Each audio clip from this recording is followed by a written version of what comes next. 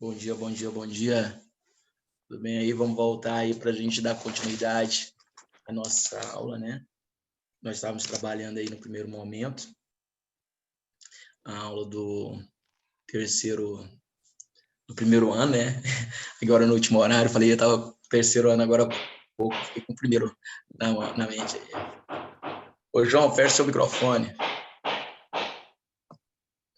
João, Pedro, fecha o microfone, por favor. E aí nós vamos dar continuidade, né, galera? A nossa aula aí na página 51, tá? Obrigado, João. Do volume 6, tá?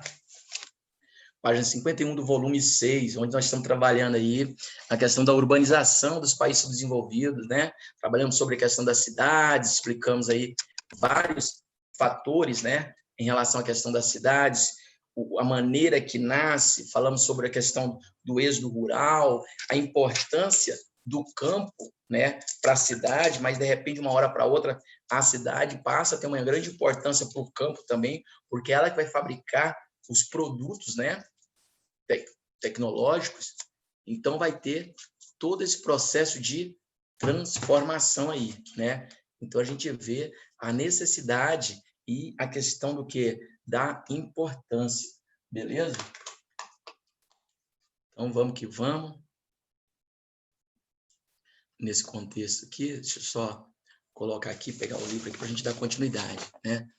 Nós paramos na página 51, tá, galera? Estava parando aqui, ó. Nas grandes cidades, esse crescimento aleatório e, às vezes, a revelia do poder público forma espaço urbano marcado por intensos contrastes. É comum encontrar nas grandes cidades, no mundo subdesenvolvido, prédios modernos e luxuosos ao lado de favelas. O contraste espacial marca o mundo urbano dos países desenvolvidos e a organização das cidades reflete as diferenças sociais da população que as formam. Já falamos isso aqui em outro momento, né? Já falamos aí essa questão dessa diferença, tá falando que nos países subdesenvolvidos mostra discrepante essa situação, né? Essa desigualdade e mostra muitas das vezes na paisagem, né? Onde nós já falamos aqui em outros momentos em relação à questão do que da segregação socioespacial, né? A diferença do espaço aí entre ricos e o que e pobres, né? Muitas vezes, notadamente, nós já falamos sobre esse fator, né? Essa característica aí desses fatores, né? Essa questão dessa segregação, onde tem prédios luxuosos, condomínios fechados, né? Próximo ali do muro, né? Essa questão da desigualdade. Lembrando que esse muro, muitas das vezes, não é só um muro físico, né, galera? É um muro invisível, né? Esse muro invisível. Professor, como assim? Todo mundo sabe o que é esse muro invisível da desigualdade? Sim ou não? Coloca para mim poder explicar para vocês. Talvez vocês saibam, eu não vou ficar chovendo numa olhada aqui explicando. Enquanto vocês colocam aí, só quem não, né? Quem sabe não precisa de colocar. Eu vou explicar para vocês. O muro invisível. Todo mundo sabe aí, porque senão eu tinha perguntado, né? Ao mesmo tempo que grandes transformações ocorriam no espaço urbano, no meio rural também se moderniza. Em geral, a finalidade dessa modernização era aumentar a produção para exportação, necessária para formar reservas cambiais e garantir o pagamento dos juros da dívida anterior contraídas. As consequências disso foi um intenso êxodo decorrente dos diversos fatores, né? Então, o que gerou o êxodo rural? Está aqui na página 51. Concentração de terras, né? Ou seja, a terra vai estar na mão de poucos. Aqueles pequenos proprietários vão se ver numa situação onde eles vão ter que vender a terra deles, né? Porque eles não vão dar conta de concorrer, né? E vai estar ali sofrendo uma pressão constante.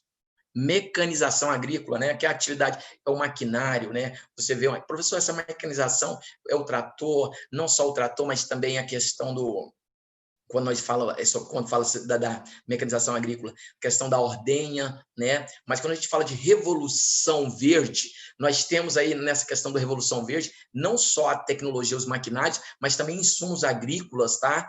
Professor, o que é esses insumos? Eu estou falando de adubos, eu estou falando de defensivos agrícolas, todo esse processo. Vocês viram aí agora há pouco tempo aí a questão de fazendeiros aqui no Goiás, aqui a semana passada, semana retrasada, tentando apagar o fogo e utilizando aviões, né? Não sei se vocês viram isso. Não são todos fazendeiros que não tem aquela estrutura. Primeiro que é caro pra caramba, né? Não é todo fazendeiro mesmo milionário que tem um avião daquele. Eles alugaram um avião para fazer aquele processo para evitar pegar fogo, né? Então você imagina, né? Então tudo isso favorece.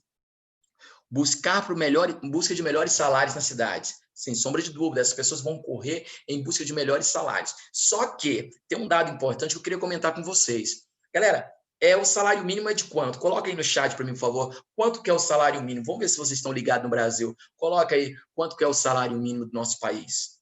Vocês têm 5 segundos para colocar. 1, 2, 3. Acho que é 900 ou R$1.000. Ciro, é um pouco mais de 1.000. É um pouco mais de 1.000. Se eu não falei a memória, eu acho que é R$1.050 o salário mínimo, tá? É R$1.050, R$1.050, né? Aí você tem aí, o que eu quero perguntar para vocês é o seguinte, o poder de compra, a pessoa que mora no campo, vamos supor que eu moro no campo, vocês moram na cidade, o 1.050 mil tem o maior poder de compra do que o de vocês? O salário mínimo meu, o mesmo salário que a gente recebe. Eu moro no campo, vocês moram na cidade. O meu dinheiro tem um maior poder de compra, né? Tipo assim, por que muitas das vezes talvez tenha um maior poder de compra? Talvez o produto é mais barato no campo, concorda comigo? Talvez você não tenha necessidade de comprar todos os produtos que a cidade tem a necessidade, porque você tem uma plantação de feijão, você tem uma horta, você cria um gado, você tira o leite. É verdade ou não é? Você tem um riozinho, um riacho lá que você pesca como peixe. Exatamente, você falou tudo, Gabriel. Vai comprar só o que precisa. Na cidade, vai além, né, galera? Eu não tenho criação de galinha, eu tenho como comprar ovo para comer, concorda comigo ou não? Lá na roça, lá, o cara tem um monte de galinha lá, ele come da galinha, mas come o ovo da galinha também, concorda comigo? Né? E lembrando que essa galinha lá é uma galinha caipira, né? Muito mais saudável que a nós comemos aqui. Não só a galinha, mas o ovo também, né? Tanto que vocês sabem que o ovo caipira, né, chama ovo caipira, ele é muito mais caro do que o ovo de granja, é verdade, né? O gosto é diferente, o leite que nós bebemos na fazenda é diferente do que nós bebemos na cidade, concorda comigo? Então, isso mostra que o 1.050 mil lá no campo, o meu salário mínimo, ele tem um poder de compra maior do que o 1.050 na cidade. Vocês estão entendendo o que eu estou falando? Tá? Mas, claro, que você vai ter um monte de recurso na cidade, você vai ter um monte de infraestrutura, beleza? Mas, naquele momento, ele vai buscar um melhor salário na cidade, tá? E por que a cidade está pagando o melhor salário naquele momento? Porque a cidade precisa de mão de obra. Você está entendendo? Então, eu vou pagar o melhor salário. Necessidade de novos padrões de consumo, difundido pelo desenvolvimento urbano, né? Novos padrões de consumo. Professor, o que seriam esses novos padrões de consumo, né, galera? O que vem a ser esses novos padrões de consumo? Está ligado à questão de fatores, por exemplo, a TV, né? A questão de uma televisão. Galera, só para vocês terem uma ideia, quem tinha televisão antigamente era quem tinha poder aquisitivo, era só rico. Telefone, alguns tipos de roupa, né? Então, aqueles produtos que vão ter acesso. Aqui no campo não tem como eu ter. Eu estou falando naquele momento. Hoje, nós temos energia no campo. Você tem uma televisão lá no campo, entendeu? Você tem um sinal de celular no campo. Mas coisa que não tinha, né? Eu estou falando de celular naquele momento, era a questão de um telefone convencional, não tinha linha para o campo, né? E você vê aquela necessidade, a questão de padrão de consumo. Se eu não tiver dentro desse padrão aqui, eu não sou considerado, então eu vou, né? E aí vem aquela divisão, o homem do campo, o roceiro, aquela visão bem preconceituosa, né? Como se o homem do campo não tivesse nada a ensinar, a passar para a gente, né? Como se não fosse civilizado, e não é assim.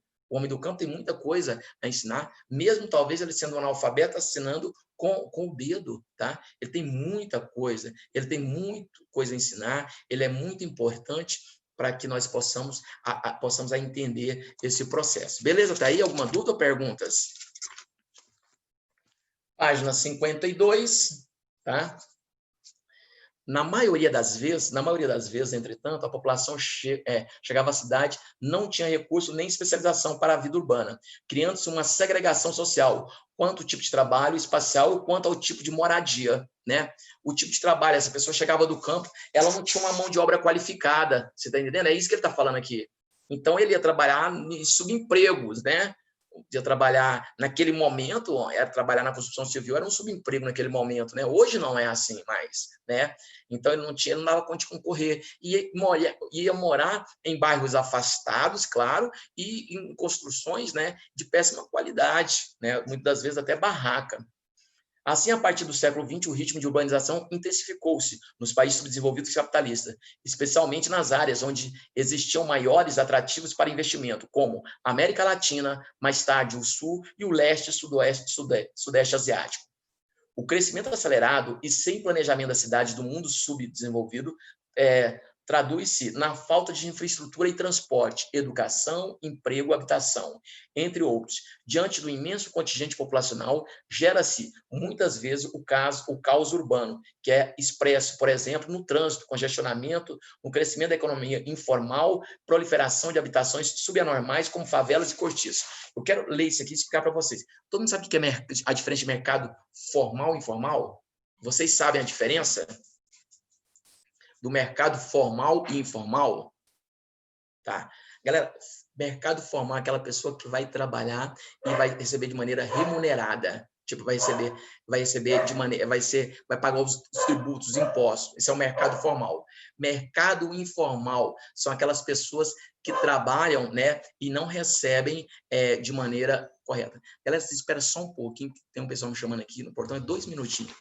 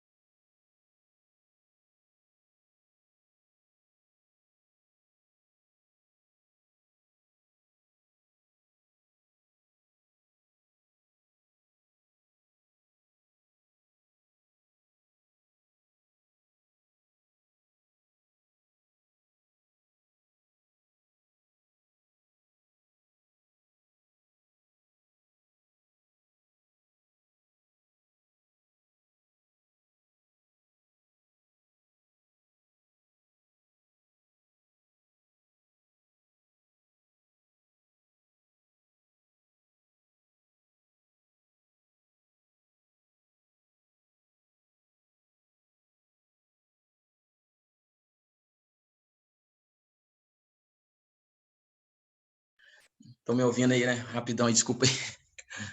Sai aí, talvez alguém não sabia aí. Peraí, deixa eu ver aqui.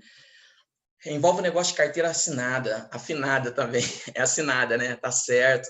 Mercado formal e informal. Vamos prestar atenção aqui.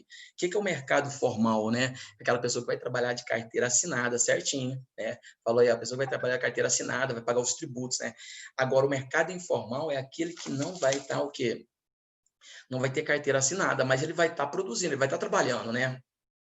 Porque aí o pessoal fala assim, porque ele não paga imposto, não paga os impostos e tributos, mas por exemplo, pega uma pessoa que vende um espetinho, né? Ele vai comprar ali um espetinho, ele vai comprar ali um refrigerante para vender, uma água, né? Ele, quando está comprando aquilo, ele está pagando os tributos, né? Na hora que ele pegou ali o palito ali, comprou o palito do espeto, vai pagar de maneira, mas vai pagar de maneira indireta, ele não paga direta, né? Então, você tem um mercado formal e informal. E aí, falou aqui interessante, nos grandes centros urbanos, cada vez mais aumenta essa questão do mercado informal. E o aumento do mercado informal ocorre devido ao quê? A grande quantidade de desemprego, né? E nós vamos ver o porquê desses desempregos ocorrem, principalmente nos grandes centros urbanos, né? Essa questão e o aumento desse mercado informal. Nós temos vários exemplos em várias áreas, né? Essa questão aqui em Goiânia, essa questão da crise econômica que vinha antes, a questão da pandemia, ela vai gerar, empurrar essa galera para o mercado o quê? Informal, porque a pessoa não vai deixar de viver dessa maneira, vai continuar, né? Volta nesse parágrafo, você só vai entender aqui, ó, o crescimento acelerado e sem planejamento das cidades do mundo subdesenvolvido traduz-se na falta de infraestrutura de transporte, né? Porque não vai ter transporte para todo mundo, o transporte vai andar lotado. Olha a situação do Brasil, mas principalmente Goiânia, né? Educação, não vai ter educação para todos, né? Eu falo, quando falo educação, não vai ter vaga para todo mundo. Emprego, né? Também é outro fator que vai faltar o que nós falamos, e vai empurrar para o mercado informal, né? Habitação é um outro fator. Nós sabemos aí que muita gente ainda não tem sua habitação, né? E aí você vê esbarrando aí na correria para ter a sua casa própria, onde muitos têm um sonho, né, da sua casa própria, para sair do aluguel, né? Porque, querendo ou não, aluguel é um dinheiro que não tem volta, né, galera? Então, tipo assim, se você, vou dar um exemplo aqui, você ganha 2.000, seu aluguel é 800, aqueles 800 ele não existe no seu orçamento, né? E aí fala assim, mas se você pagar a prestação da casa, mas pelo menos você está pagando uma coisa que é sua, aquilo não é seu, né? Você alugou, então é complicado pra caramba.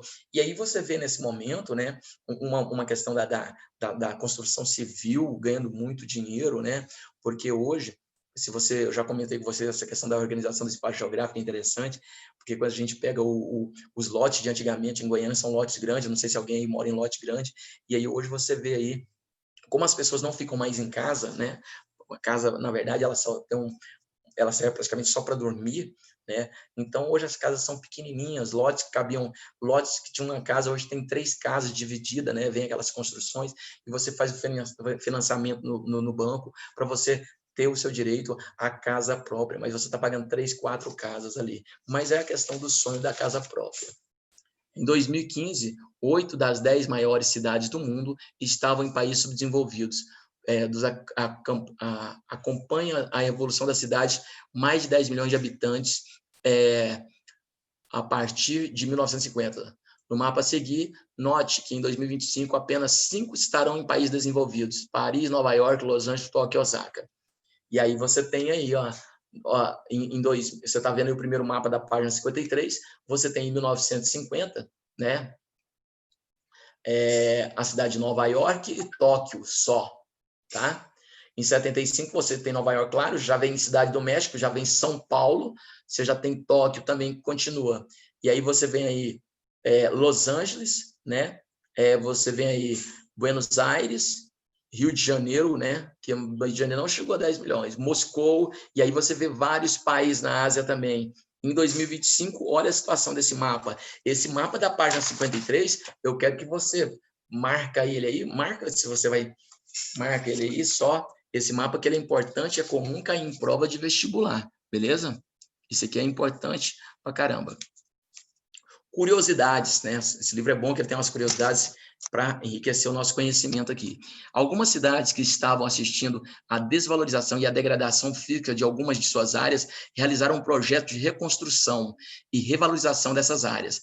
É o caso, por exemplo, de Barcelona, na Espanha, que aproveitou a sua escolha como sede dos Jogos Olímpicos de 92 para revitalizar a área portuária da cidade, e qual se valorizou com a presença de museus, parques, diversas manifestações artísticas, recuperando até mesmo a identificação de seus moradores com a cidade. Entretanto, algum desses projetos de recuperação e determinadas áreas de cidades têm também como consequência o deslocamento da população pobre para outros locais mais afastado das áreas centrais. Essa população não tem como assumir o custo de aluguéis bem mais elevados e trata-se de um processo de revitalização excludente, que recebe denominação de gentrificação.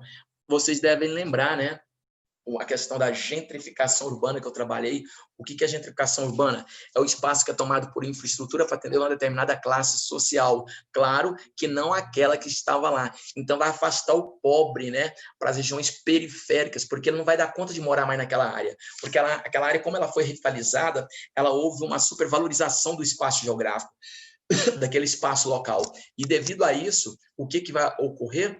Vai ocorrer ali um aumento do preço, né? Vai acontecer uma questão da especulação imobiliária. Então, a pessoa que estava ali muito tempo atrás, ela não vai dar conta de pagar aquela estrutura, porque vai aumentar os impostos, né? Não só os impostos, mas o comércio vai mudar a cara do comércio, o preço dos produtos daquele comércio são mais caros, entendeu? Então, você se vê numa situação e obrigado a migrar para uma região mais afastada dentro da cidade. Então, você vai ver a população mais pobre sendo expulsa, tá? E esse processo, quando acontece, tem um nome, chama limpeza social. Você vai tirar o pobre dali para colocar o rico. Nós temos um exemplo muito nítido disso aí, em algumas áreas de Goiânia, que é a nossa realidade aqui. Por exemplo, o Vaca Brava. O Vaca Brava, para quem não conhece, não tinha aquele lago, não tinha o Goiânia Shopping. Na verdade, era uma área de risco, moravam pessoas pobres ali na margem do córrego Vaca Brava. Então, tira aquelas pessoas dali, constrói um lago, constrói um parque, e aí se torna o metro quadrado mais caro de Goiânia durante muito tempo. Claro que hoje é o Parque Flamboyant, também uma área que era uma área de ocupação, né, de moradias de baixo poder aquisitivo. E hoje nós temos uma área de gentrificação urbana que está ocorrendo, uma alta valorização do espaço de Goiânia, que é ali onde está o Passeio das Águas, né? Em relação a essa questão. O espaço, ele toma um aumento. Desculpa, está na página 53. Viu, Gabriel? Está na página 53. Só que nós estamos indo para a página 54, tá? 54. Aí aqui tem a questão de algumas áreas, né? Algumas áreas de Barcelona, tá? As modificações, as transformações. Eu não vou nem aprofundar isso para depois tomar a ponte. Vamos para 56, conceitos urbanos, tá? Essa parte aqui é interessante dos conceitos urbanos, tá? Para que a gente possa entender e facilitar a questão desse processo do conceito urbano, tá? Deixa eu ver aqui. Página 53. À medida que se desenvolve a cidade, especialmente a dos mundos capitalistas, obedece uma lógica de produção e reprodução do capital. A indústria, mola propulsora das cidades modernas, procura estabelecer em áreas que ofereçam maiores perspectivas de lucro com o mercado consumidor. Disponibilidade de energia, boa infraestrutura, transporte, comunicação, mão de obra barata e abundante. Nesse contexto, algumas cidades têm vivenciado um acentuado crescimento da atividade econômica e nos setores secundário e terciário, além de um crescimento horizontal, expressivo, em direção às suas periferias. Muitas delas também se verticalizam de modo significativo. Ao mesmo tempo, se expande para as áreas periféricas. Esse processo de crescimento horizontal pode se tornar da origem à conurbação. Galera, aqui falo 3 conceitos importantes para você entender o contexto da cidade, tá? Galera, a cidade ela cresce de 2 maneiras, tá? Presta atenção, tá? Aqui nessa página 56. A cidade cresce de 2 maneiras. Ela cresce assim, ó, horizontal, tá? Horizontal. Esse crescimento horizontal é o que vai levar ao processo de conurbação. O que vem a ser conurbação? É o encontro físico entre 2 ou mais cidades, tá? Conurbação. A cidade ela cresceu, aqui tem 2 cidades, ela cresceu, uma cresceu até encontrar a outra. Então, eu tenho um processo chamado o quê? De conurbação. O que leva, qual o tipo de crescimento que vai levar ao processo de conurbação? O crescimento horizontal. Beleza, tá aí? Dúvida ou não? Quando a cidade ela não tem mais espaço para crescer, ela chegou ao limite dela, essa cidade começa um outro processo, ela começa a crescer para cima. Aí você tem um crescimento vertical, a verticalização da cidade. Então, eu pergunto para vocês, o que está acontecendo em Goiânia hoje? É um crescimento vertical ou um crescimento horizontal? O que está acontecendo em Goiânia hoje? Essa é a minha pergunta. É um crescimento vertical ou horizontal? 2 segundos para responder, enquanto eu bebo a minha água. Sim, Cirão. Está acontecendo a verticalização da cidade. A cidade está sendo verticalizada, tá? Então, quando alguém fala na mídia assim, ó, a cidade está sendo verticalizada, a verticalização das cidades, os arranha-céus, né? Você sabe que isso se deve porque a cidade não cresce mais horizontalmente, beleza? Mas por que ela não cresce, professor? Porque ela não tem mais espaço físico para crescer horizontalmente, beleza?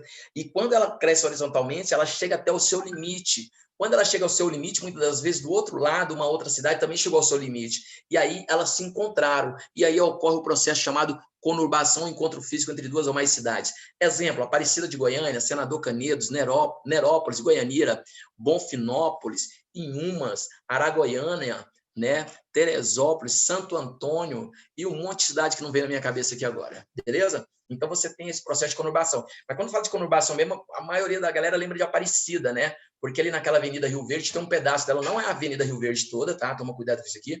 Um pedaço de Aparecida, ela fica, ela atravessando a rua, você atravessa ali, você está em Aparecida. Do outro lado da avenida é Goiânia, né? Então você fala assim, eu vou lá em Goiânia um pouco, é só atravessar a avenida, tá?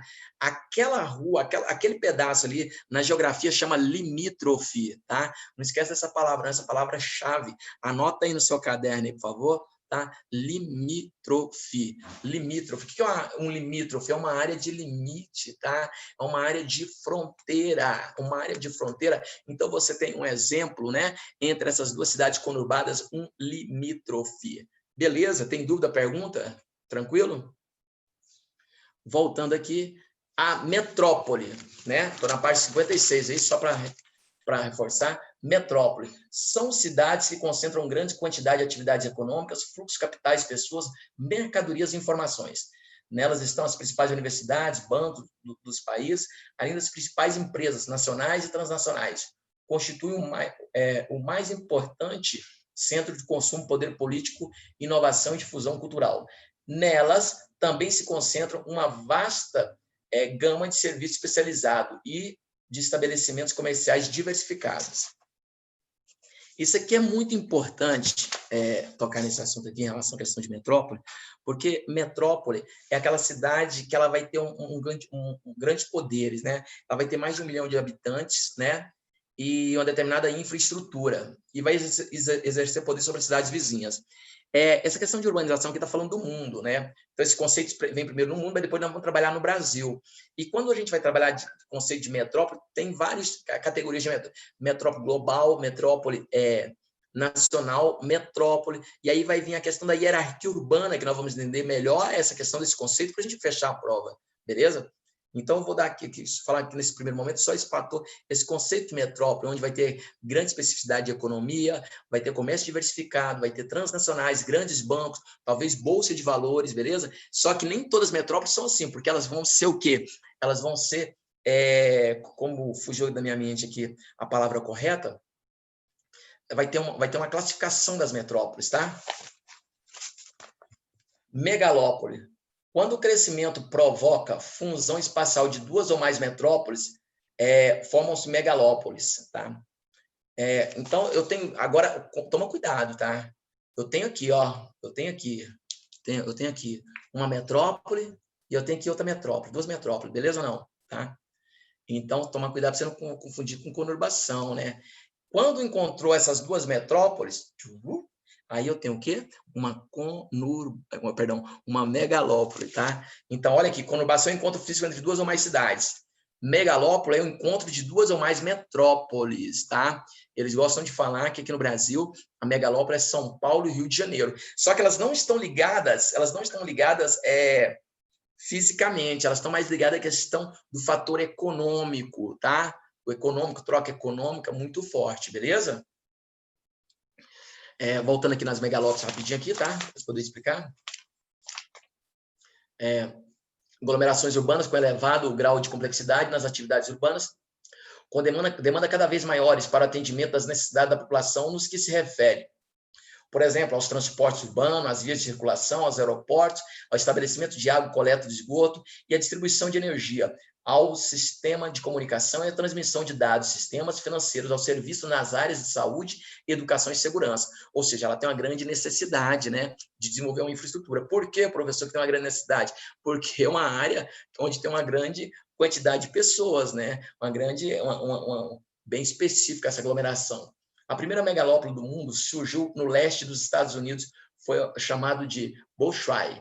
É a mancha urbana que vai de Boston a Washington. Envolve metrópoles como Nova York, Filadélfia, Baltimore. Na região dos Grandes Lagos, destaca-se a região megapolizada conhecida como Shifts, área conurbada com Chicago, Petersburgo e abrangendo Detroit, tá?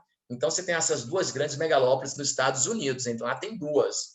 Tá? Nos Estados Unidos, atualmente, a tendência e a descentralização espacial da atividade industrial tem feito surgir áreas de desenvolvimento urbanos recentes, baseadas em alta tecnologia. São exemplos as áreas industriais da Califórnia, como megalópolis, identificada como San, que se estende de São Francisco a San Diego, passando por Los Angeles, na região do Vale do Silício. Tá? Então, devido a essa questão da descentralização das indústrias norte-americanas, né? Os Estados Unidos, então, é um país muito extenso em questão. Lembra que ele primeiro é Rússia, Canadá, China e Estados Unidos, então ele também tem uma extensão muito interessante, a questão de leste a oeste, né? E aí eles tentam descentralizar a indústria para a economia não estar centralizada só em um determinado local, né? E essa também foi uma das jogadas quando muda a capital do Brasil. Eu estou vindo para o Brasil agora. Quando muda a capital do Brasil, tira do Rio de Janeiro e joga no interior do Brasil para tentar descentralizar, né? Não ficar centralizado só na região sudeste. E aí você tem um processo chamado interiorização do território brasileiro. Vamos entrar para o interior, vamos desenvolver essa economia, vamos explorar, tem algo ali, né? Vamos levar as pessoas para o interior também do Brasil, tá? Aí tem um mapa abaixo aí das megalópolis e tal. Aí cidades globais, tá? Agora, cidades globais, toma cuidado. Nós já falamos aqui de 3 conceitos, né? 4, né? 3 conceitos. Conurbação, beleza? Tranquilo, conurbação, megalópole e metrópole. Se tiver alguma dúvida, fala que eu vou explicar novamente. Agora, cidades globais, toma cuidado para não confundir, né? Depois, logo, acho que vai vir um conceito de megacidade, tá? A megacidade, ela é diferente. Vamos falar de cidades globais para não confundir vocês. No fim da década de 80, com o início da atual conurbação, vou explicar rapidinho. No fim da década de 80, com o início da atual fase da globalização econômica, algumas cidades do mundo capitalista adquiriram posições de cidades globais, tá? Aí você tem como as principais cidades globais, tá? Amsterdã, tá? Tem Bruxelas, Chicago, Singapura, Frankfurt, Hong Kong, Londres, Madrid, Milão, Nova York, Paris, São Paulo, tá? Tóquio e Toronto. Então, você tem aí São Paulo como uma cidade global, beleza? Agora eu vou voltar lá, eu vou explicar. Deixa eu falar conurbação. O que é conurbação? É o encontro físico entre 2 ou mais cidades, tá? A cidade ela vai crescer. A cidade ela vai crescer de maneira horizontal, onde uma vai encontrar com a outra. Por exemplo, Goiânia cresceu, chegou um ponto, a cidade do entorno de Goiânia também começa a crescer. E elas crescem e vão o quê? Encontrar uma com a outra. Então, você tem o processo chamado o quê? Conurbação, tá? O encontro físico entre 2 ou mais cidades. Qualquer coisa, pergunta de novo que eu explico, beleza? Um exemplo, Aparecida e Goiânia. Um exemplo nosso aqui, né? Na página 58, as cidades globais são metrópoles onde a tecnologia, a infraestrutura, o sistema informacional permite a perfeita integração com movimentos financeiros e negócios em tempo real no mundo todo. Portanto, são centros de conectividade contando com o que há de mais eficaz na conexão com a rede mundial de computadores, internet, em banda rápida, transmissão de dados, fibra óptica, satélite de comunicação. Esses grandes centros econômicos financeiros contam com a unidade de grandes bancos internacionais, bolsa de valores, elevado volume de investimento. Existiu uma rede urbana mundial hierarquizada, com a finalidade de garantir a circulação de capitais e mercadoria. Tá? Galera, o que nós temos aí? O que nós temos aí? A questão da cidade global, ela vai ter uma grande importância, a questão dela é qualitativa, né? Ela vai ter uma grande importância econômica, vai ter uma ampla infraestrutura de rede, de comunicação, de transporte, também, mas principalmente de comunicação. Então, ali você vai ter os grandes aeroportos daquele país, você vai ter ali na cidade global grandes investimentos econômicos, grandes transnacionais, sedes de empresas, tá? Bolsa de valor também vai estar nesse processo aí. Então, você vai ter ali uma grande infra, o quê? Estrutura. Beleza, galera? Dúvida ou não? Deixa eu só anotar aqui, um negocinho aqui, rapidinho, para que a gente possa dar continuidade na aula que vem, onde nós paramos aqui, mas eu quero fazer essa atividade com vocês aqui, tá? Essa primeira atividade, não acabou a aula ainda não. Hoje, a semana que vem é 29/10/2020, né? Então, vamos colocar aqui, vamos dar continuidade, rapidinho aqui, tá? Então, na parte 58, tem uma atividade que a gente pode fazer aqui para a gente entender aqui. Rapidinho, deixa eu falar aqui antes de fazer essa atividade. Cidade global, ela vai ter a questão quantitativa. Tem um outro conceito também chamado megacidade. Mega, grande, né? Mas esse grande é a questão de quantitativa, é o número da sua população, tá? Megacidade são aquelas populações que têm mais de 10 milhões de habitantes, tá? Megacidade são aquelas que apresentam uma população acima de 10 milhões de habitantes. Fechou isso aí? De novo, megacidade são aquelas que apresentam a população acima de 10 milhões de habitantes. Aí você tem que tomar cuidado, né? Toda megacidade é cidade global. Beleza? Mas nem toda cidade global é uma megacidade. Tá entendendo? A maioria das megacidades a maioria das cidades globais tem mais de 10 milhões de habitantes. Então, ela é cidade global e mega, tá? Mas nem toda cidade global é uma mega, porque tem cidade que é global, mas não tem mais de 10 milhões de habitantes. Você entender isso aqui?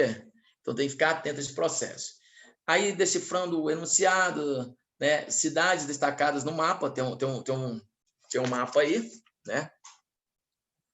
Cidade destacada no mapa corresponde à maior concentração urbana da atualidade. Com base nisso, a distribuição geográfica das cidades assinale a alternativa que indica o conceito mais apropriado e designá-la na geografia do mundo atual.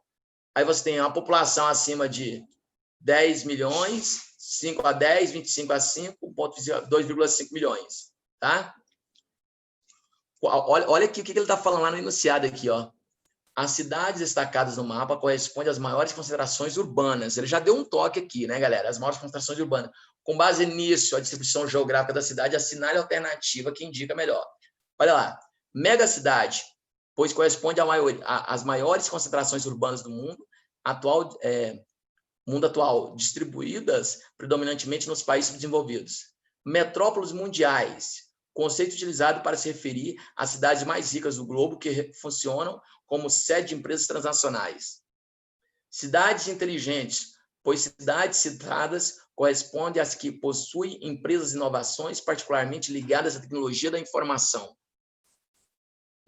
Cidades inteligentes, aí no caso, né, galera, questão de informação, questão de tecnologia, aí no caso, você estava falando sobre os tecnopolos, né? Página 58. 58, Cirão. Os tecnopolos, né? Que não é isso que nós falamos. Cidades globais, por serem as mais importantes que integram a economia globalizada, funcionam as principais bolsas de valores no período atual. Megalópole corresponde às mais ricas concentrações urbanas no espaço mundial atual, fortemente concentrada nos países mais populosos. E aí, galera, eu marcava o quê? A, B, C, O, D. Né? Megacidade, metrópoles mundiais, cidades inteligentes, cidades globais ou megalópolis, tá? Vou responder rapidinho, porque a nossa aula está acabando aqui, senão aí a gente vai ficar batido aqui, a aula acaba, eu não falei. É a letra A, tá? Então, página 58, exercício 1 aqui, letra A, megacidade, tá? Pois corresponde às maiores concentrações urbanas do mundo atual, distribuídas predominantemente nos países subdesenvolvidos. Meus queridos, boa tarde para vocês aí, tudo de bom para vocês, a nossa aula está acabando, e até a semana que vem.